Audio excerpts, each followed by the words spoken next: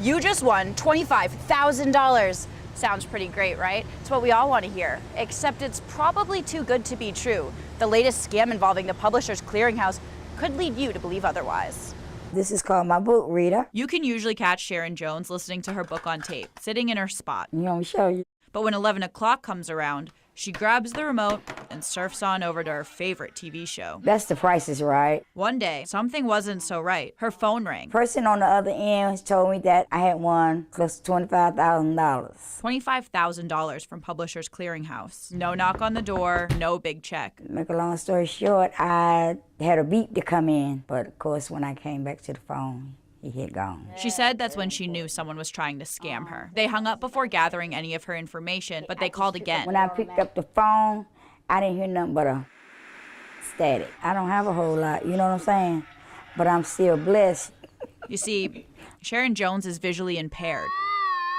When I hear that noise, it lets me know I have a light on. And she wants to spread the word, so that way others don't get taken advantage of. Especially people in my condition, because it is some bad people out here. She urges people to not give out their information over the phone, because the price isn't always right. Kelly O'Brien, 2 Wants to Know. When you're in a job search and you see a job as work from home, it sounds pretty great, right?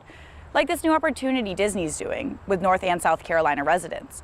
But for one Triad viewer, his experience with his job search wasn't so magical.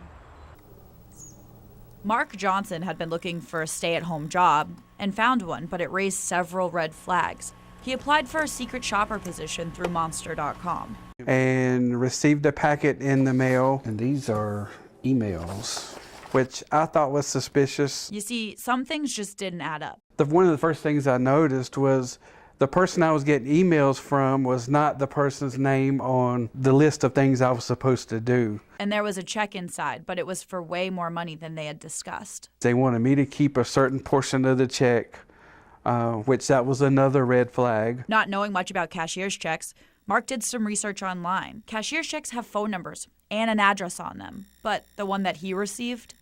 Well, I noticed that the check that they sent me had a P.O. box. It is a real bank, but not a phone number for the bank. And the worst part?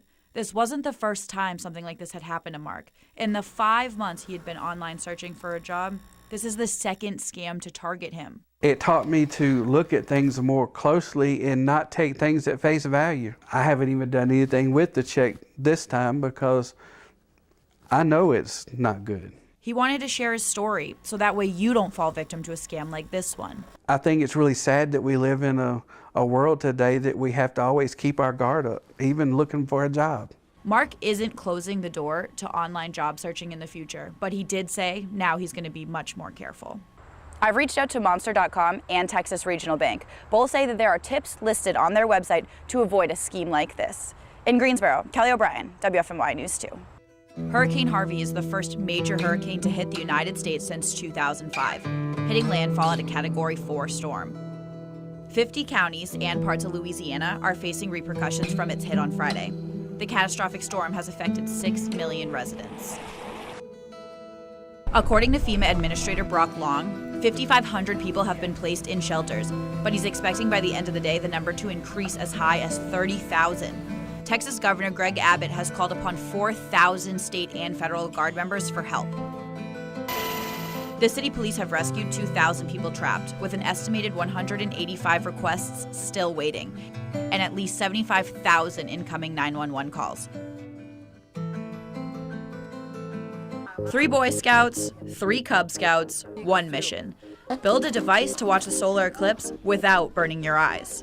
So, what we're gonna do is we're gonna make a pinhole projector. If you look at the sun directly, it could blind your eyes. What you'll need is a cardboard box, a knife or a pair of scissors, aluminum foil, and a poking device, whether it be a pin, a tack, or even a paper clip.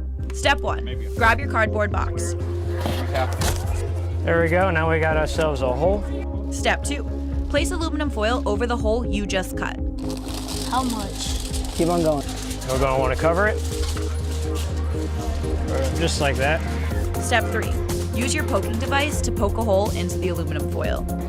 And then we're gonna go over to where we can see the sun. We asked if they thought it would work. Some were skeptical. I can't see through metal, no. Others, not so much. As long as it's got the right size of a hole. The result of it all? Wow. Oh, Dude, you see those holes? Right there. Yeah, they're in there. Oh, it's like dots. A perfectly safe way to watch the solar eclipse. $750. That's a lot of money. $750, that's money worth fighting for. $750. That's how much our Call for Action volunteers got back for one disabled veteran. The veteran is from Maryland, but shopped at Rooms to Go in Greensboro because he has family living here. He bought what he thought was a leather living room set. But when the furniture was delivered, turns out it was bonded leather, and he lived with it for 5 years. That's when he asked the company for a full refund of $5,000. Probably not a reasonable request, but he still felt he deserved something. So he contacted Call for Action. Roseanne Barrows worked his case. After weeks of talking with the local store and the parent company, she was able to get a reasonable refund of $750. Telling him was the best part. You know, hearing his voice, sounded a little relieved. This is what Roseanne and the other volunteers do. They help mediate your consumer issues, and they say it's their passion. Sometimes consumers don't know who to call, and just getting them to the right place has been great for me. Do you have a consumer complaint, or would you like to join our Call for Action volunteers? Just head on to our website, check the Who Wants to Know section, and scroll on down to that red bar. So you want to take pictures of the solar eclipse? We spoke with nature photographer extraordinaire, Dan Whitaker. Photographing this solar eclipse coming up is going to bring some challenges for your average camera and your average person, but nothing that can't be overcome. He gave us a few tricks and tips on how to capture that picture-perfect moment. The first thing, first and foremost, is protection for your own eyes. As a disclaimer, you should never, ever, ever stare at the sun. But he says there are many styles of solar sunglasses. Quite stylish, depending on who you are. It's not only important that you're protecting your eyes, but you're protecting your gear as well. You also need to purchase a solar filter lens to avoid burning the sensors. Up next, the tripod. Touching the camera might cause enough shake to blur the image. This can be done with DSLRs. This can also be done with a smartphone. Have an Apple or an Android as your smartphone? You can make it work. All you'll need to buy is a telephoto lens for your smartphone. And yes, a solar filter for that one too. And there you have it, the best way to make a passing moment last forever.